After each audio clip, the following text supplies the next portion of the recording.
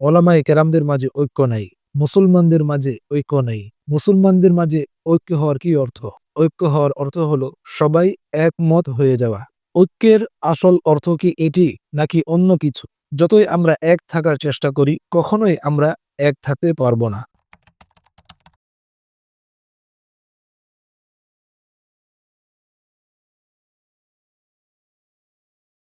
আসসালামু আলাইকুম ওয়া রাহমাতুল্লাহি ওয়া বারাকাতুহু। নাহমাদুহু ওয়া নুসাল্লি আলা রাসূলিহিল কারীম, আম্মা বা'দ।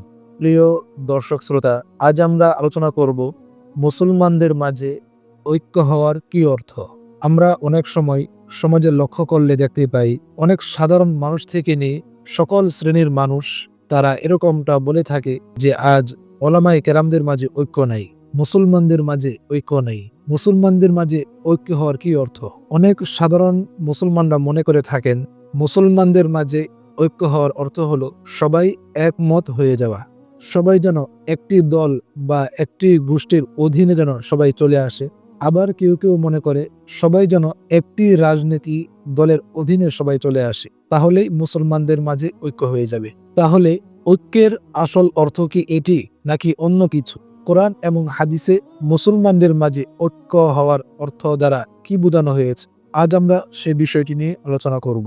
সাধারণ মানুষের মধ্যে ভুল ধারণা হলো যে মুসলমানদের মাঝে ঐক্য হওয়ার অর্থ হলো যে সকল মুসলমান একটি মতের উপর, একটি আদর্শের উপর এক হয়ে যাবে। কেউ কেউ মনে করে ঐক্য দ্বারা উদ্দেশ্য হলো একটি দলের অধীনে চলবে। এভাবে বিভিন্ন জন বিভিন্ন ধরনের অর্থ তারা ব্যক্ত করে থাকেন। তাই আজ আমরা জানব মুসলমানদের মাঝে ঐক্য হওয়ার কি অর্থ।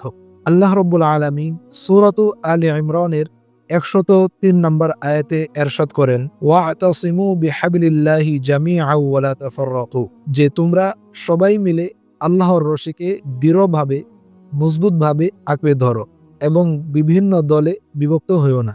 এখানে সবাইকে আল্লাহ তাআলা এক হতে বলেছেন কিসের মাধ্যমে?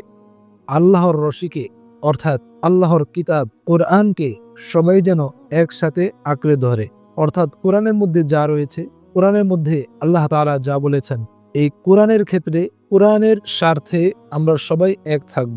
কোরআনের ক্ষেত্রে আমরা বিভিন্ন দলে বিভক্ত হব না। তাই যে কেউ যতই আলাদা মত বা দৃষ্টিভঙ্গি সে রাখুক, যদি সে আল্লাহর পথে থাকে, যদি সে কোরআনের পথে থাকে, তাহলে সে ঐক্যেরই একজন অংশ।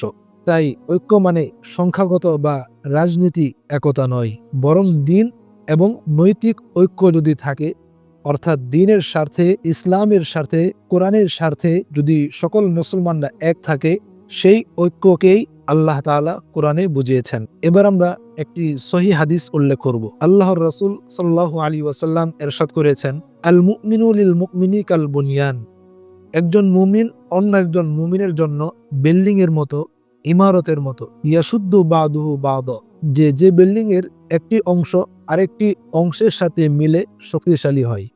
অর্থাৎ একজন মুসলমান যদি আরেকজন মুসলমানের সাথে মিলেমিশে থাকে, তাহলে মুসলমানদের শক্তি অনেক বেশি বেড়ে যায়। তো এখানে ঐক্য হওয়ার দ্বারা কি বোঝানো হয়েছে? এখানে ঐক্য মানে পরস্পরের বিপদে একজন মুসলমান আরেকজন মুসলমানের বিপদে পাশে থাকবে। একজন মুসলমান আরেকজনের দুঃখে সে সমবেদনা প্রকাশ করবে এবং একজন মুসলমান যখন আল্লাহর পথে থাকবে, তখন আরেকজন মুসলমান সেই মুসলমানকে সহযোগিতা করবে, সাহায্য করবে। অর্থাৎ সুখে দুঃখে সর্ব অবস্থায় একজন মুসলমান আরেকজন মুসলমানের পাশে থাকবে। এই আয়াত এবং হাদিসকে যদি আমরা সামনে রাখি, তাহলে এই আয়াতকে এবং হাদিসকে একত্র করে আমরা বলতে পারি মুসলমানদের মাঝে পরস্পর যে ঐক্য হওয়ার কথা আল্লাহ এবং তার রাসূল বলেছেন, এই ঐক্য হওয়ার দ্বারা অর্থ হলো আমাদের মাঝে ঐক্য হবে কোরআন এবং সুন্নাহর ভিত্তিতে।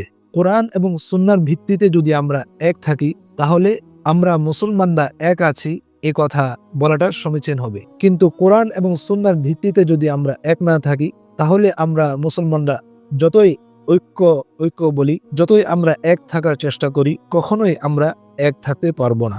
তাই সমাজে আমরা মুসলমানদের মাঝে ঐক্য হওয়ার অর্থ যেটা বুঝি, যে সবাই এক মতের উপর থাকবে, সবাই এক মতাদর্শের উপর থাকবে, সবাই এক আদর্শকে মেনে নেবে, সবাই একজন ব্যক্তিকে মেনে নেবে, একজন ব্যক্তি যা বলবে সমাজের সবাই তার মতো করেই তার উঠা বসা চলাফেরা কথাবার্তা সবকিছু একজন ব্যক্তির অধীনেই হবে, এরকম আশা করা, এমন কামনা করা বোকামি ছাড়া আর কিছুই নয়। আল্লাহ তাআলা আমাদের সবাইকে, সারা বিশ্বের মুসলমানদেরকে কোরআন এবং সুন্নাহর ভিত্তিতে এক হওয়ার তৌফিক দান করুন।